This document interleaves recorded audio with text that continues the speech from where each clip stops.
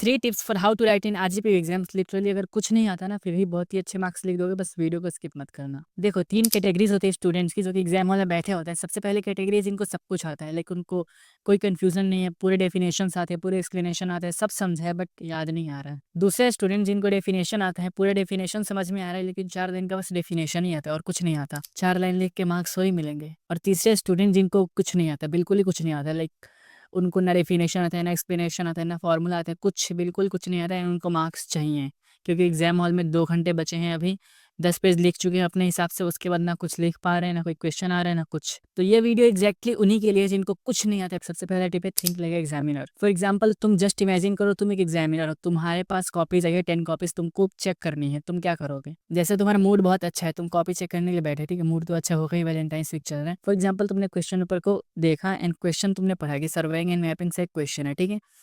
तुम answer sheet में क्या एक्सपेक्ट कर रहे हो? तुम एक्सपेक्ट कर रहे हो कि स्टूडेंट ने कुछ तो लिखा होगा, मैं उसको अच्छे मार्क्स दे दूंगा, कुछ लिखा होगा तब तो।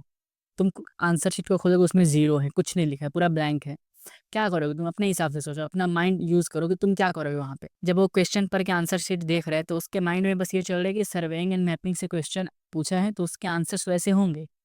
आंसर में क्या लिखा है? सर्वेइंग लिखा है, ठीक है, ऊपर हेडिंग लिखा है सर्वेइंग, उसका एक 4 लाइन का डेफिनेशन लिखा है, उसने बस सर्वेइंग पर है, उसने लिखा कि नीचे की डेफिनेशन लिखा है, गलती लिखा है, सही लिखा है, नो मैटर लिखा है। मैपिंग लिखा है, मैपिंग से एक डेफिनेशन लिखा है, ठीक है, गलती डेफिनेशन लिखा है, बस मैपिंग से एक डेफिनेशन लिखा है। उसका एक फ्लो चार्ट बनाया, एक डायग्राम बनाया है जो कि बिल्कुल गलत है, पूरा गलत है, कि डायग्राम बनाया है, ठीक है। एक पेज में पूरा एग्जाम्पल लिखा है जो कि पूरा एग्जाम्पल ही गलत है, लेकिन पूरा लिखा है, पूरा सजा के अच्छे से, अच्छे हैंड राइटिंग में एक लिखा है प्रॉपर एग्जाम्पल्स। उसके एप्लीकेशंस लिखे, कहाँ कहाँ यूज़ होता है सर्वेइंग, कहाँ कहाँ मैपिंग यूज़ होता है। पांचों पेज पूरा गलत है, कुछ मतलब कुछ भी सही नहीं है उसने, बट 5 पेज लिखा है उसने, टॉपिक से रिलेटेड लिखा है, क्योंकि उसने सर्वेइंग के उसने आंसर लिखे हैं, आंसर गलत लिखे हैं लेकिन टॉपिक सर्वेइंग लिखा है, तो नहीं भी ना उसको 50% मार्क्स आराम से मिलेंगे क्योंकि उसने मेहनत की है। अगर एग्जामिनर कुछ नहीं करेगा ना, सोचेगा कि मैं उसको 7 मार्क्स नहीं दूंगा, उसको एक पेज का मैं 1 ही मार्क दे रहा हूँ क्योंकि उसने मेहनत की है, तो कम से कम 22 पेज के 22 मार्क्स, 23 पेज के 23 मार्क्स तो चाहिए ना। तब तुमको 23 पेज तो लिखना पड़ेगा ना एटलीस्ट, कि तुमको 23 मार्क्स चाहिए, पासिंग होना है तो 23 पेज तो लिखो। उतना भी अगर नहीं लिख पा रहे हो तो तुम क्या ही एक्सपेक्ट करते हो कि तुमको पास करेगा? तुम बस खुद से खुद को आइडेंटिफाई कर लो कि अगर तुम होते उसकी जगह पे, तुम अगर चेक करते तो क्या तुम खुद को पास कर देते? पेजेस खाली मत छोड़ो, कुछ तो लिखो यार, उसमें रिलेटेड लिखो। टॉपिक क्वेश्चन को ही 10 बार लिख दो, क्वेश्चन को 10 बार घुमा घुमा के लिख दो, कुछ नहीं आ रहा है तो। उसके बाद है शॉर्ट डेफिनेशंस को लॉन्ग डेफिनेशन से बनाओ, एक्सपैंड करो। एक्सपैंड कैसे करोगे? फ्रेज का यूज करके। पिछली वीडियो जो मैं बनाई है right how to write in RGP exams, उसमें फ्रेज का यूज करना पूरा सिखाया है, उस वीडियो को देखना। या फिर अगर यहाँ पे आप देख रहे हो तो ये जो है, ये देखो कि छोटे वर्ड्स को बड़े वर्ड में कन्वर्ट किया गया है, इसमें कुछ गलत नहीं है, बट आंसर एकदम अच्छे से मिल जाता है। तो शॉर्ट्स में मैंने अपलोड किया इसको शायद, हाँ देख लेना अगर समझ में ना आए तो।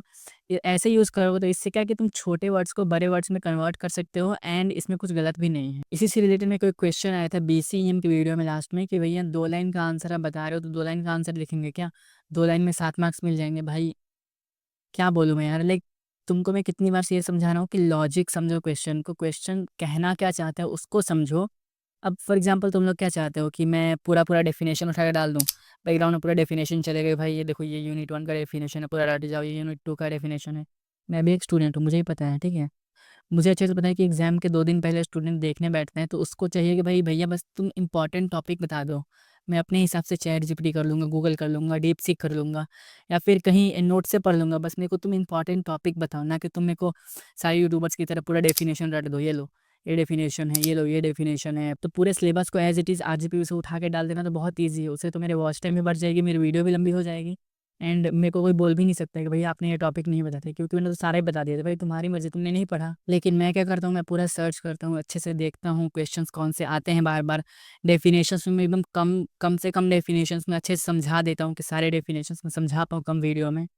उसके बाद क्या सुनने को मिलता है, भैया 2 लाइन में क्या आंसर हो जाएगा? भाई क्या ही बोलूँ मैं यार, डिस्गस्टिंग। उसके बाद का टिप है, लाइक तुमको अगर कुछ नहीं आता, बिल्कुल ही कुछ नहीं आ रहा है कि क्या लिखना है, एंड जो क्वेश्चन है बिल्कुल समझ में ही नहीं आ रहा है कि लिखा क्या है, उस टाइम पे तुम लॉजिकल आंसर्स लीड करो। जैसे फॉर एग्जांपल क्वेश्चन में अगर चेयर का यूज़ किया है, फिर मेरे बैकग्राउंड में क्या क्या दिख रहा है, यहाँ पे लाइटिंग्स दिख रही है, लाइट दिख रहा है, प्लस चेयर दिख रही है, तो वॉल दिख रहा है, तो वो देख के तुम्हारे माइंड में कुछ, दिमाग में कुछ लॉजिक तो जनरेट हो रहा है ना। जैसे ये चेयर, चेयर के साथ तुम्हारा लॉजिक क्या जनरेट हो रहा है कि चेयर के बहुत सारे टाइप्स होते हैं, अलग अलग टाइप के चेयर्स होते हैं, लाइट में क्या अलग-अलग टाइप के लाइट्स होते हैं, अलग-अलग टाइप के कलर्स होते हैं।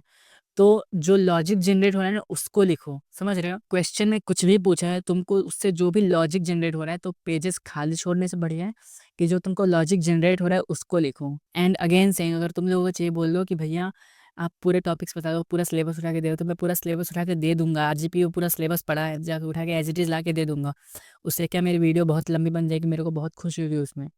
बट अगर तुमको चाहिए कि भैया इंपॉर्टेंट टॉपिक्स खोज के बताऊँ जो कि हर साल आ रहे हैं, तो उसके लिए रिस्क होता है, ठीक है? उसके लिए रिस्क होता है कि आएगा, नहीं आएगा, सोचना पड़ता है बहुत कि उस वीडियो को बनाऊँ कि ना बनाऊँ, नहीं आएगा तो फिर क्या सोचेंगे सामने वाले? समझो यार कौन तुम्हारे लिए कर रहा है, कौन तुम्हारे लिए नहीं कर रहा है। वीडियो को लाइक करना, चैनल सब्सक्राइब करना।